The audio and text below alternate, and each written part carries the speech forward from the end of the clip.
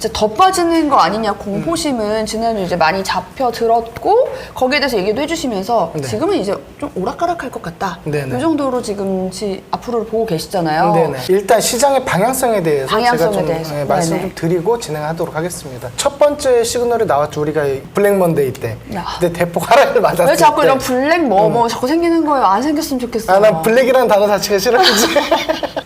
장 막판에 약 한 2시 50분 정도였나요? 그때 이제 코스닥 위주로 외국인이 선물 포지션을 약 7천억 정도 매수를 하는 거 봤어요. 자, 그리고 나서 생각하는 건 이건 단기 바닥으로 볼 수 있겠다. 네. 일단 수치적인 부분에서는 바닥이지만 구간적으로는 좀 더 확인할 필요가 있겠다라고 생각을 좀 했습니다. 그리고 나서 이제 화요일에 제가 이제 단독 방송을 진행하게 되면서 네.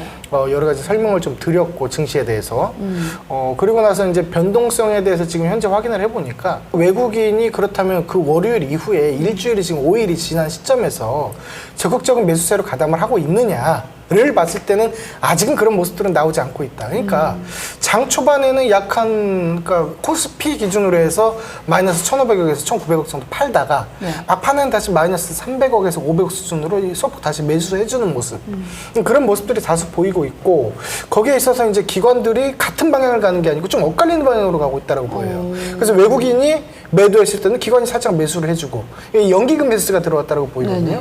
이런 모습들을 봤을 때 향후 방향에 대한 추이 같은 경우는 저는 사실은 V자 반등이 나오기를 내심 기대를 했죠. 여러분들과 똑같은 그런 낙폭에 대해서 다시 한번 만회를 하는 모습들을 기대를 했는데 V자라기보다는 이제 변동성이 좀 생기는 부분, 장중의 테마들이 원활하게 움직여주면서 활동적으로 움직여주면서 횡보에 대한 모습으로 박스권을 그리는 증시 전반적인 모습들이 계속적으로 보이고 있다고 보입니다.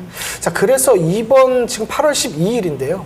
이번 달 내내 옆으로 가는 모습들이 좀 나오지 않을까. 그래서 주도주라 함은 계속적으로 말씀드리지만 저 같은 경우는 바이오 같은 경우, 그다음에 조선 같은 경우로 계속 주도주로 생각을 하고 있고 내년 상반기까지 빠르면 아마 내년 3월 달까지도 그러니까 길어지면 6월 달까지도 그러니까 계속적으로 살아있는 그런 모습들이 나올 수 있다. 전문가님 보통 지금 지난번 얘기하실 때 내년 초부터 그러니까 미 대선 끝나고부터 좀 증시를 우리가 좀 그렇죠. 조심해서 봐야 될 필요가 있다고 말씀을 하셨는데 그러면 지금 말씀해 주시는 종목은 3월까지 봐도 되는 일단 제가 보는 그런 여러 가지 이제 경우의 수를 생각해 봤을 때 그러니까 빠르면은 내년 3월 늦으면 내년 6월까지도 주도주가 이제 그 두 가지 섹터가 끌고 가는 모습들은 좀 일부 나올 수 있다. 근데 이 모습들이 주도주가 교체되는 작업 중에서 바뀌는 부분들은 항상 올 거 아니에요. 언제까지 뭐 천년만년 상승은 안 할 거 아니에요.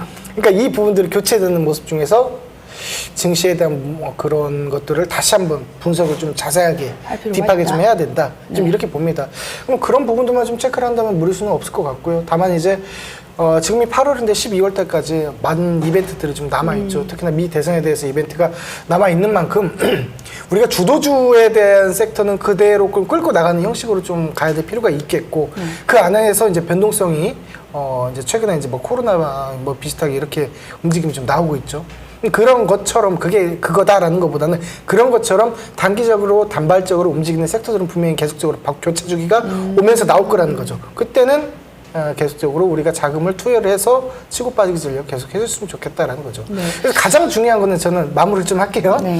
포트 전략이 가장 중요하다고 봐요. 결국에는 저는 그렇습니다. 저번 시간에도 말씀을 좀 드렸지만 이 포트가 가장 제가 봤을 때 유리하다고 생각이 들어요. 그러니까 현금에 대한 40% 전략은 언제까지나 횡보장, 하락장에는 유지를 좀 해줘야 되고 대세 상승작이 아닌 이유는 아닌 상황에서는 무조건 현금 40% 이상 끌고 가시고 나머지 60%에서 이제 종목별로 주도주 섹터에서 종목별로 하나씩 좀 들고 가고 나머지 자금에서는 단기성으로 원활하게 매매를 해주시는 것이 좋겠다. 다만 이제 그 60 안에서에 대한 비중 조절은 그러니까 저번 시장 같은 경우는 좀 축소를 했다가 좀 지금까지 좀 올라오는 시장에서는 다시 한번 재확대를 하는 비중 안에서 놀아야 된다는 말씀을 좀 드리고 싶어요.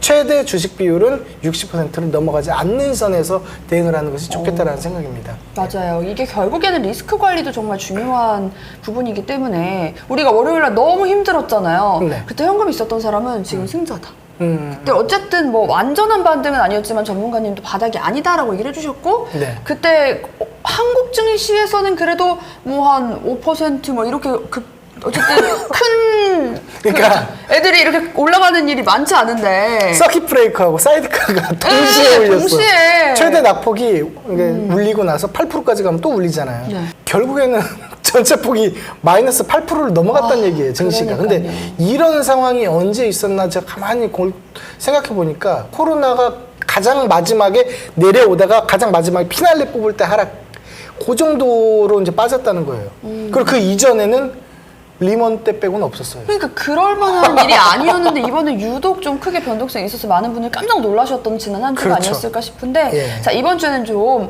긍정적인 좋은 모습 보여줬으면 하는 바람이지만 또 이게 변동성 큰 장이니까 살펴봐야겠죠 어떨지는. 근데 이제 변동성에 대한 부분을 제가 이제 미수금이라든지 신용잔고 비율을 봤을 때 일전에 제가 유동성 장세 그리고 그 이전에 대한 신용잔고 비율이 얼마 정도 돼야 되냐라고 했을 때 현재 유동성이 있는 상태잖아요. 유동성은 언제됐든 코로나 때 풀었으니까 네. 유입 많이 됐을 거란 말이죠. 그리고 대기 자금이 몇 조인지까지 확인을 해보니까 결국에는 그런 거죠. 20조에서 21조가 신용잔고가 돼버리면은 여기서는 두드러 맞는 게 거의 정설이고 평준화된 수준까지 오려면 보통 17조 정도 돼야 된다라고 했는데 17조 2천억까지 왔어요. 네, 그래서 개인 투자자들 굉장히 많이 털렸다라고 볼 수 있는데 근데 어제부터 금요일이죠. 금요일부터 신흥장고 다시 늘어납니다.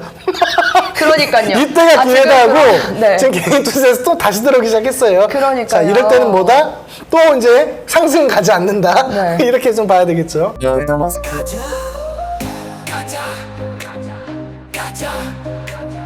가자